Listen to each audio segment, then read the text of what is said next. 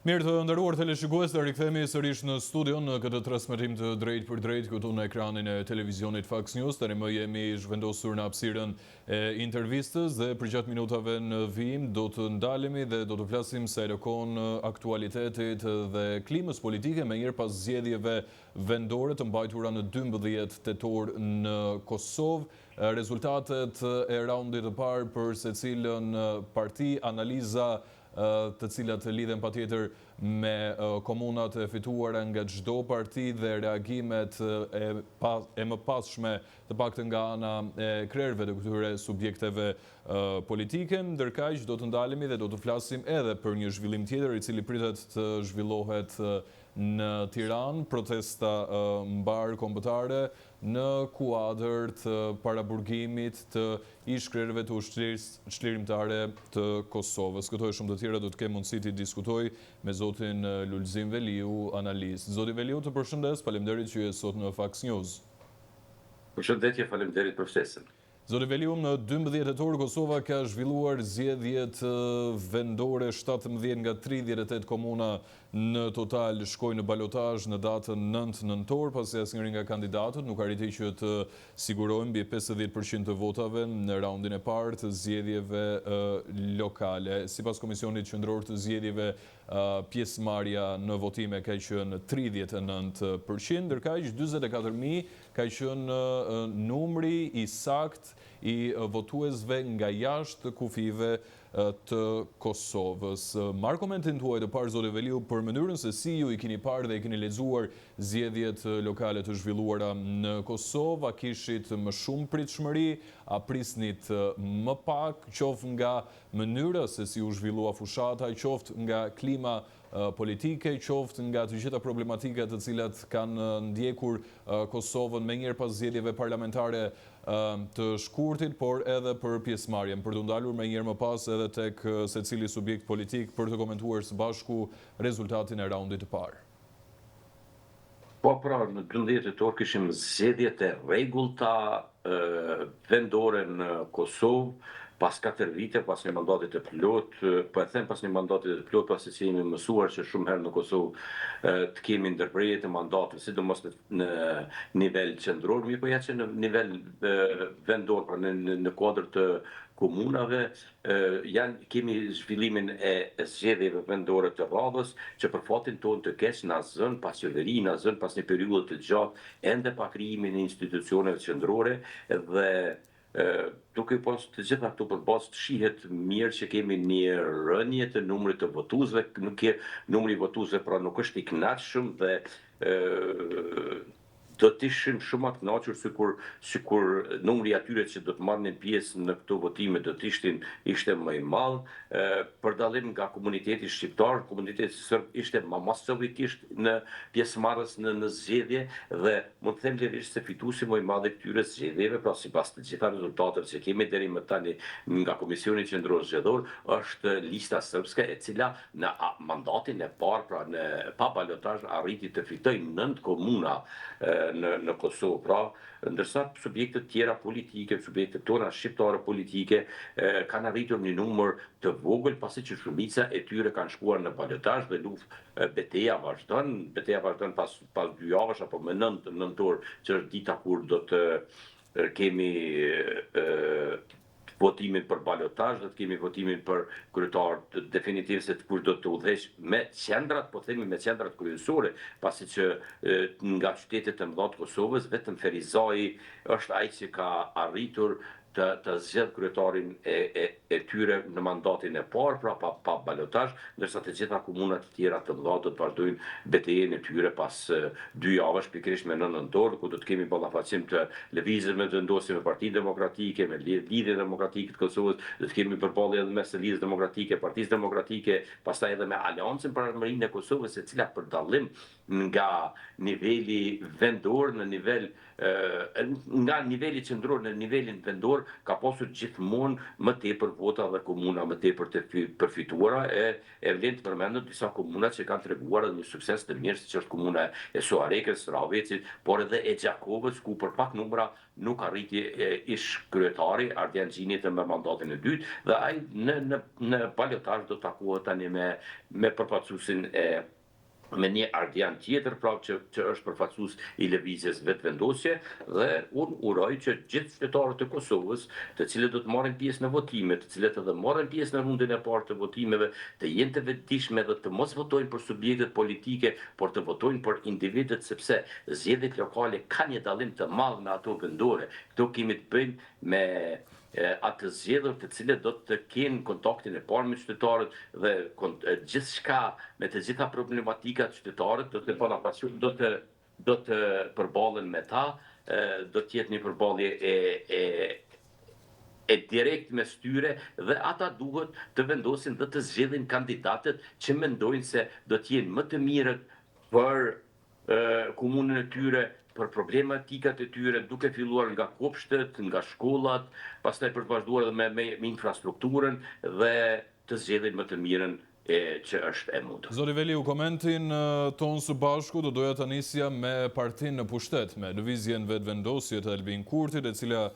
për hir të së vërtetës ka pësuar një humbje të thellë në këtë raund të parë të zgjedhjeve lokale, duke fituar vetëm 3 komuna, bëhet fjalë për Podujevën, Kamenicën dhe Shtimen, ndërka i shko në balotazh në 12 komuna të tjera dhe mos gabohen përveç Gjilanit dhe Fushë Kosovës, renditet forcë e dytë. E prisnit këtë rezultat të lëvizjes vetëvendosje, në qoftë se po nga se vjen ky rezultat dhe kjo rënje kaq e madhe e këtij subjekti politik dhe ai ka shanse të lëvizja vetëvendosje përgjatë raundit të dytë për të rimëkëmbur veten e saj në një farë mënyre për të fituar komunat në të cilat ka shkuar në balotazh, kjo që vjen si pasojë e mbase koalicioneve të mundshme me parti të tjera? Po në bazë të asaj çfarë po dëgjoj, po vimi në kundërshtim me atë çfarë është deklaruar në ditën e votimit. Po pikërisht në ditën kur pikërisht pas mbarimit të votimit dhe një pjesë të numërimit të votave, eksponent televizit dhe vendosit dulen dhe u lavdruan për arritjen të rezultateve të mira, të thënë se jemi vetëm subjekt politik që kemi arritur të sigurojmë që në rundin e parë 3 komuna, që është fakt se shtimja Kamenica dhe Podujeja janë 3 komuna të fituara qysh në rundin e parë nga lëvizja vetëvendosje, por një gjë nuk duhet harrojmë se gjatë periudhës së fundit qeveria ishte shumë e kujdesshme me këto komuna dhe ka ndarë fonde të veçanta në ndihmë këtyre komuna për të realizuar projekte dhe janë bërë disa punë të mira, sidomos në komunën e Podujevës është punuar shumë mirë dhe ka qenë e pritshme që zoti Bulliçaj do të rifitoj komunën e Podujevës, mirë po në rang të komunave kryesore të Kosovës, duke filluar nga kryeqendra, pastaj për të vazhduar me qytete të tjera si Mitrovicën, që ndoshta llogaritet një nga dështimet më të mëdha të lëvizjes vetëvendosje kësaj radhe, pasi që aty është dërguar një ministër, një ish ministër i cili për zgjedhjet e përgjithshme kishte mbledhur më shumë se 100.000 vota dhe nuk arriti të dalë as i pari, jo vetëm që të mos e marr pa balotazh, por nuk arriti të dalë as i pari kundrejt një përfaqësuesi të Partisë Demokratike, që ishte një djalë i ri që deri më tani nuk e ka njohur askush, pra një 31 vjeçar që në një farë mënyrë po shihet edhe si shpresë asaj force politike. Unë mendoj se një pasqyrë përfundimtare do të kemi pas mbarimit të balotazhit, pasi si statë edhe ju, lëvizja vetëvendosje tani është në 9 komuna të tjera në balotazh, por në balotazh është edhe Lidhja Demokratike në disa komuna e po ashtu edhe Aleanca, por edhe Partia Demokratike e Kosovës. Ndërsa ku desha të them që lëvizja vetëvendosje kishte shtuar një humbje shumë të madhe është në komunën e Prishtinës, në rang të asambleistëve, për 12 vite ka qenë forca kryesore në Prishtinë për nga numri i asambleistëve të fituar, ndërsa kësaj radhe pas këtyre zgjedhjeve, jo që nuk është forca e parë, por as nuk është as e dyta, pra ka kaluar në pozitën e tretë në qytetin e Prishtinës për asambleist dhe Dhe aty më them lirisht se ka një humbje të dukshme të lëvizjes vetëvendosje. Mirë po unë, për vete, nuk jam i prirë që ti ndërlidh zgjedhjet lokale me ato qendrore, pasi që këtu kemi të bëjmë kryesisht me administrator apo menaxher komunash dhe kompanive të cilat janë në kuadër të komunave, ndërsa në nivel qendror kemi të bëjmë me diçka tjetër që ka të bëjmë me politika nacionale, me interesin e përgjithshëm, dhe për këtë arsye nuk jam i prirë që këtu t'i ndërlidh në mes veti dhe të themi se do të kemi rezultate më të mira apo më të këqija për njërin apo subjektin tjetër në zgjedhjet që sipas gjitha gjasat do të kemi zgjedhje parakohshme nëse brenda këtyre pak ditëve që kanë ngelur të mos arrihet një koalicion i minutave të fundit. Zoti Veliu, dua të marr një koment të shkurtër edhe për subjektet e tjera politike përpara se të ndalem në një tjetër zhvillim. Partia Demokratike e Kosovës, siç e cituat vetëm pak më herët, ka fituar vetëm 3 komuna në raundin e parë: Skënderaj, Ferizën dhe Hanin e Elezit, ndërkaq që kryeson në 4 komuna të tjera të cilat kanë shkuar në balotazh: Prizrenin, Kaçanikun, Vushtrinë dhe Mitrovicën e Jugut. Lidhja Demokratike e Kosovës ka fituar vetëm 2 komuna, Istogun dhe Lipjanin, dhe kryeson në 6 nga 9 komuna të tjera të cilat kanë shkuar në balotazh: Prishtina, Peja, Joniku, Dragazhi, Vitia dhe Obiliqi. Marr komentin për këto 2 subjekte të tjera politike garuese në zgjedhje. Numri i madh i subjekteve që kanë garuar ka bërë që thuajse në të gjitha komunat kemi shkuarje në balotazh, dhe unë jam mëse i sigur që, për shembull, në qytetin e Pejës, në balotazh do të jetë Lidhja Demokratike ajo që do marrë sigurisht mandatin pas kësaj, pasi që për një numër shumë të vogël të vota ngeli në balotazh. Është një komunë që ka udhëhequr me vite të tëra dhe llogaritet si një nga bastionet e tyre, ndërsa Partia Demokratike ndoshta humbjen më të madhe pse pikërisht në zemrën e Drenicës, aty ku njihet si bastion kryesor i saj, dhe Drenasin të cilin e mori pra zoti Ramiz Ladrovci, që ka qenë për 2 mandate, ka qenë kryetari i komunës nga Partia Demokratike, mirë po që kësaj radhe kryetari Memdi Krasniqi ka vendosur të vendosë një kandidat tjetër, dhe sipas të gjitha gjasave kjo do të jetë një problematikë e madhe për Partinë Demokratike dhe do të sjellë ndoshta edhe një problematik brenda subjektit. Ndoshta do të kemi se sot kemi dëgjuar zëra që kërkohet edhe dorëheqja e kryetarit pasi që bëri gabime të tilla duke e emëruar dikën tjetër kundër një kandidati që dorën zemër ishte një nga kryetarët e komunave që ishte më transparent në mandatin e tij politik dhe ka bërë atë sa ka arritur me atë buxhetin e vogël që ka ajo komunë, pasi është një komunë e vogël, dhe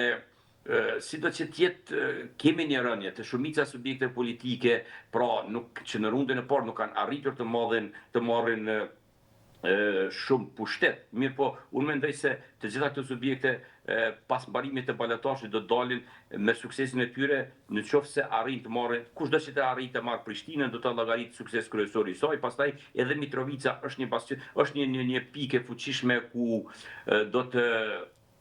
bëj kthesë si të lëvizja vetëvendosje ashtu edhe të Partia Demokratike, dhe domethënë nuk është diçka që mund të themi më tepër, po duhet pretim edhe momentin e fundit, pra edhe votat e pas 2 javshme që do bëhen. Absolutisht. Dhe do të shohim do të kemi një pasqyrë më të qartë rreth asaj se kush humbi dhe kush fitoi. Në bazë të votave të marrura,